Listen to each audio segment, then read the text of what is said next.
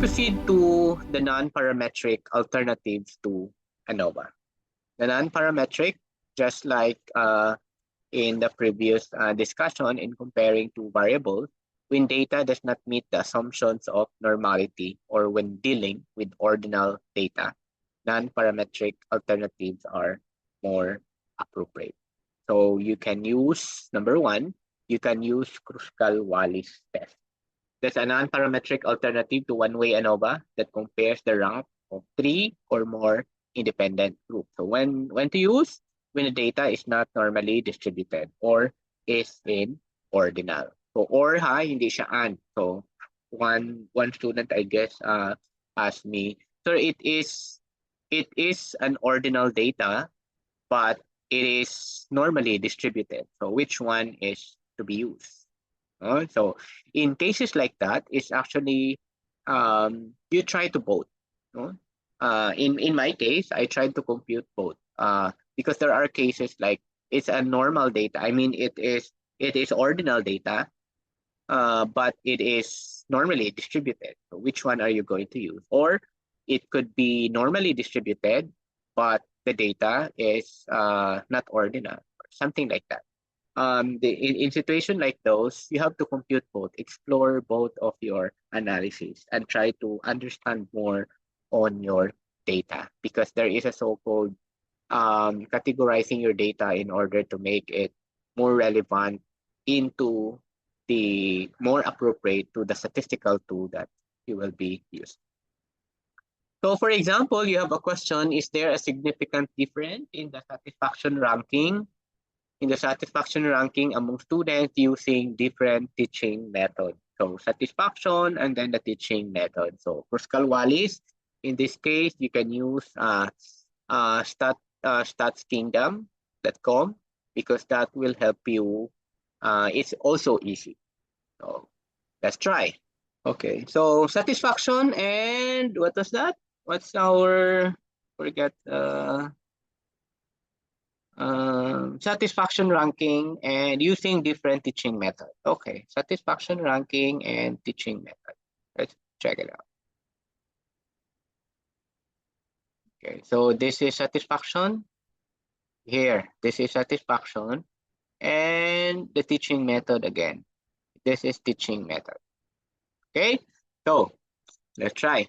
So we have group 1, we have group 2, and we have group 3. Okay, so teaching method, how many we have in our teaching method? I think this is only A, B, C, right? So in our teaching method, all we have to do is to make sure that all the data are grouped together. So expand. So we have now all A here. This is all A. And that's all A. And this is all B, teaching method, and satisfaction. And that's all C. Note that this is the data that we're getting. Let's add another color for easy. That one. Okay, so from there, I'll just copy and paste. So I will copy my satisfaction rank. That's my satisfaction rank. Put it under group 1. And our group 1 is A. We can say group A. And then for my B, I will say copy and paste that, paste it under group 2. This is gonna be my teaching method B. And the last one is all the C, paste it here, and this is my teaching method C. Let's try to orient or acquaint our Kruskal-Wallis calculator. Let's not change here. We have the significant level. And then all we have to do is to click calculate. From the calculation, Here, you will see there your normality. And then you can actually go immediately at the bottom. Okay? You have your multiple and etc. etc. That will give you the crustal values. But what is very important to us in the interpretation is again look at for the p-value. And we know that based on the result, the p-value is equal to point, 0.3319. And the test statistics, H in particular, they call it H for Kruskal-Wallis, is 2.3299.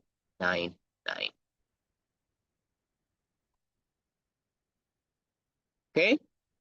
Now, just like in one-way ANOVA, if you wanted to look at the pair, you just look at this part. But obviously, because the result is not significant, which is the p-value is greater than 0.05, you can expect that the p-value in every pair, like A and B, A and C, and B and C, give you a p-value which is higher than 0.05. Okay, I hope you were able to follow the Kruskal-Wallis. So that's the fourth one for this session. Okay, let's proceed. Another non-parametric alternative to ANOVA is what we call the Friedman test. This is a non-parametric alternative for repeated measures. For repeated measures ANOVA for rank or ordinal data. So we can use this comparing three or more related groups, but the data is not normally distributed or the data is ordinal or rank. No? So for example, in the research question, is there a significant difference in student satisfaction across 3 time points before exam, midterm, and the final exam? Okay, so in this case, you can use statskingdom.com. So this is Friedman test. You need to know your data here, what's the subject, and then the treatment, treatment 1, treatment 2, and then the subcategory 1, 2, and 3.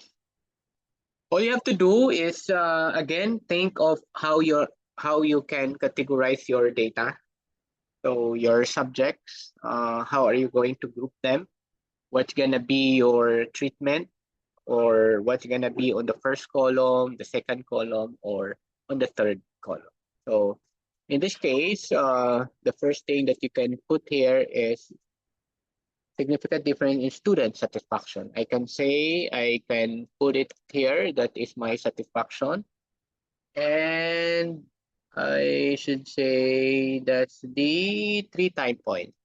So here is the period of the exam, exam period. So I can put here based on our data. Let me check how many we have in our data. So satisfaction, let's try to look at. I will expand satisfaction. I will try to expand it. So this is our satisfaction, 3, 4, and 5. So 3, 4, and 5. Based on here, 3 is low, 4 is high, moderate rather, and 5 is high. So I will use my data 3, 4, and 5. So this is, I could say, this is my satisfaction 3. This could be my satisfaction 4. And this is my satisfaction 5. Okay, so now you can get your data. So satisfaction 1, rank 3 rather. And then you have your before, you have your midterm, and you have your final. We can call this before. We can have this midterm. And this is where I said we can actually insert a column. So midterm, I inserted a column. We can call this final exam. Then from there, you can now copy your before, all the satisfaction tree here, all of this. These are the data that we will work on. So this is before. Okay, in this case, it's different from the other tool. That's fine if you will do like this on the screen. It could be a space, it could be a comma in between, and the others. And then for midterm, you can copy your midterm, paste it here. And then for your final, you copy that, paste it in the final. And then do the same for number 4. So this is number 4 up to here. Let's put color so that it's easy to recognize. So this is before. We can place it here. This is midterm. We can place it here. And the final, we can place it here. Do the same for 5. So you need to put color because we know that they're gonna be the last. This is before. This is midterm. And this is final. We transfer the data.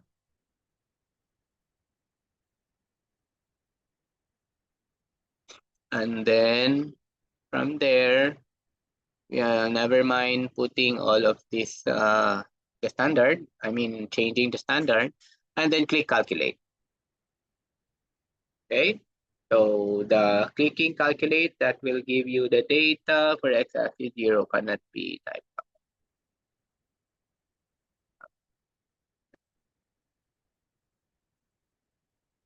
Friedman test calculator, the average run, 1.2, the rank, and you can go down, you have your post hoc analysis, and all you have to do is to look for your p-value. Yeah, so the p-value is less than uh, uh, 0.045, but if you're going to round it off, that's basically 0.05. So that's if you're the point in cases like this, all round off to the 2 decimal places in cases like this. Why? Because that will determine whether that is exactly equal to 0.05. Because if that is equal to 0.05, then therefore there is no significant difference.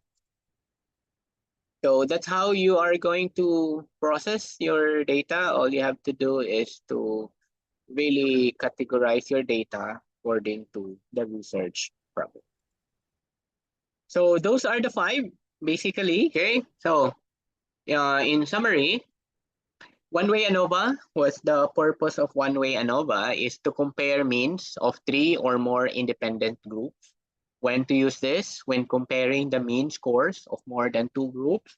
And some of the assumptions, normal distribution, there is homogeneity of variances, and independent observation. So for example, some of the research question here, you can actually say, is there a significant difference in final exam scores among students taught by 3 different teaching methods, like method A, method B, method C? For two-way ANOVA, it examines the effect of 2 independent variables on the dependent variable. So example to this, like does gender or sex and learning environment affect final exam? While the repeated MANOVA or repeated measures ANOVA, it analyzes data where the same subjects are measured over multiple period of time. So when to use when collecting data from the same participants in different time points. Uh, for example, research question like this is there a significant improvement in exam scores for students across different time points, like before exam, midterm exam, and the final exam? The first three, the assumptions there that they are normally distributed, and then of course the either the homogeneity of the variances and at the same time the independent um, observations, especially for one-way ANOVA and the two-way ANOVA. While for the repeated measure assumption to this is the same normal distribution, there is also equal variances for the different differences between the condition. So if the data is non-parametric and at the same time it's ordinal and not normally distributed, we cannot assume that there is a normal distribution, then we can apply Kruskal-Wallis in replacement of our one-way ANOVA and Friedman test for a measure for detecting differences in treatment across multiple tests. Okay, so that's the summary of additional 5 statistical tools in comparing more than 2 variables. As usual, I will say the statistical tool are just so easy to memorize. The statistical calculator are just there. It's just so easy to use. It's user friendly. I think the primary skill that you need to develop is understand what is the best statistical tool to apply in a particular data and at the same time into a research question. Let's try to end up this session by having a short exercise. If you encounter this research question, tell me what do you think is the most appropriate statistical tool. Is there a significant difference in students' math test across or math test scores across different teaching methods, traditional, online, and blended? Way ANOVA. Yes, that's correct. Yes. That's one way ANOVA. What about number 2? Do levels of job satisfaction differ significantly among employees in different departments? It's the sales department, the marketing department, and the IT department. What's the answer? Which of the 5? One-way ANOVA, two-way ANOVA, repeated measures ANOVA, Kruskal-Wallis, Friedman test. It's basically examine job satisfaction across 3 departments. So what's the most appropriate tool? That's one-way ANOVA. I just rephrased the way it is written. It's just basically examining job satisfaction, the result of the job satisfaction when your respondents are grouped according to the departments. Okay? Sige. What about that one? Is there an interaction effect between gender and type of physical activity on weight loss among participants? The correct answer actually to this is two-way ANOVA. Two-way ANOVA because it tests the interaction between gender and physical activity types. No? So the gender, the interaction effect of your gender, which is the male and female, and your physical type, which is the yoga, running, and weight training. The interaction effect, particularly on the weight loss among participants. So weight, remember if that is parametric or non-parametric data. What about this one, number 4? Does the interaction of study environment like home, library, online, and time of study like morning, afternoon, evening affect student concentration level? Two-way? Yeah. It's actually two-way ANOVA because it examines again the combined effect of study environment and time. We look at the combined effect. No, um, there are many ways to write actually. No, it could start with is there, do levels. There is also what. There are at least three. The start with is there a significant difference, or what is the significant difference, and the other one is do or does. No? What about number 5? Is there a significant difference in blood pressure readings of patients at 3 different intervals before, during, and after a meditation session? So the correct answer is the repeated ANOVA because you pressure, based on the research question, you measure the blood pressure at different time points for the same Yeah. participant. And take note that your variable is blood pressure reading. So it's an actual data. Very good. What about number 6? Is there a significant improvement in high school student essay writing skills at different stages of the semester? The start of the semester, midterm of the semester, and end of the semester. That's the answer. Repeated manok. Okay. What about this one? Is there a significant difference in customer satisfaction rankings between 3 restaurant branches? It's not one way. Why it is not one way? Because your data is in rank. Customer satisfaction is in rank. That is why it says there, customer satisfaction ranking. Okay? So because your data is in rank, therefore this is Kruskal-Wallis test. Because it evaluates satisfaction using ordinal data across different locations. What about number 8? Do different political groups like liberal, conservative, Yes. neutral differ significantly in their support for new educational policies? Try to put more qualifier here. What if it is the differences in ordinal responses across political affiliation? This is Kruskal-Wallis, no? Because after all, in the comparing two or more variables, you really have to look at your data. And your data will tell you whether it's a one-way ANOVA or a Kruskal-Wallis. With my qualifier, you can actually apply Kruskal-Wallis into this. What about number 9? Is there a significant difference in stress levels among employees measured during, before, during, and after workshop training program? This is the most appropriate tool for this is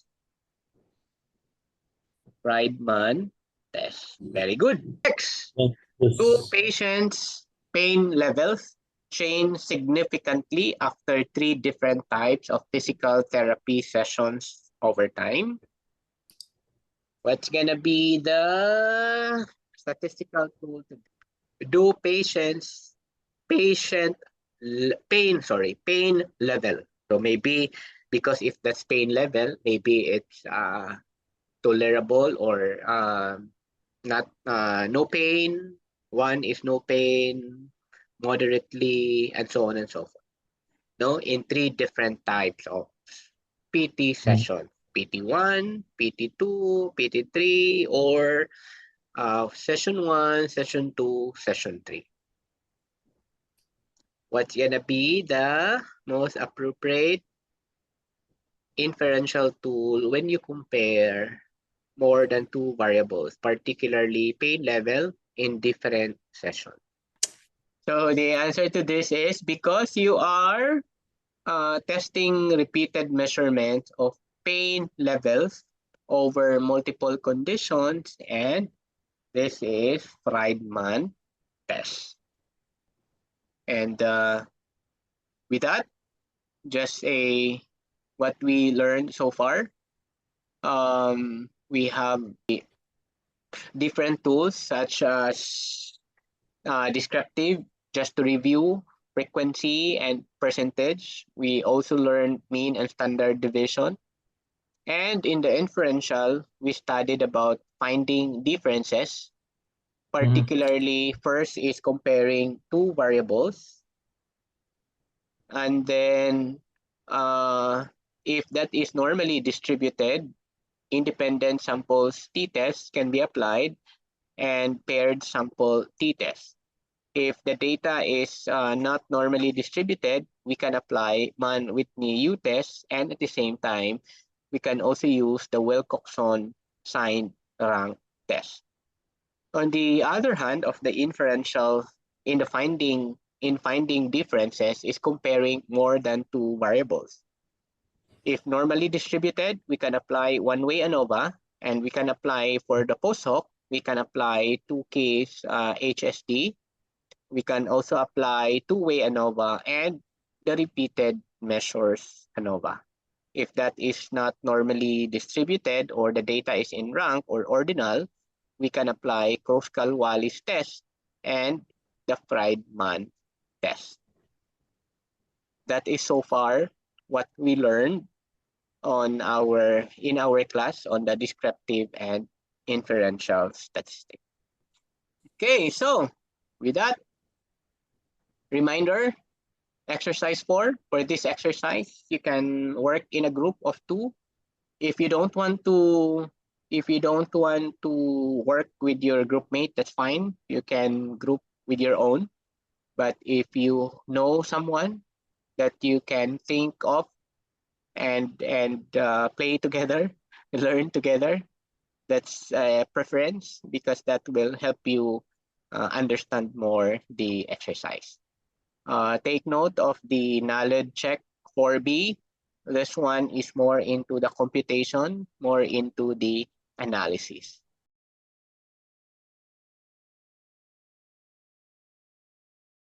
So what is next? Since we know already a part of inferential statistics, particularly finding differences, comparing two variables and comparing more than two variables. Our next topic is what we call finding relationship. No? Because we're done with finding differences, let's look into finding relationships. Okay, so that's gonna be for next week or next meeting about the finding relationships. So in our next session, it's asynchronous. It's all about finding relationships. Kindly read Unit 5. All the resources are opened already. And then do exercise 5 in group of 2 or 4 members and do knowledge check 5. That's the end of our discussion. Hi, everyone.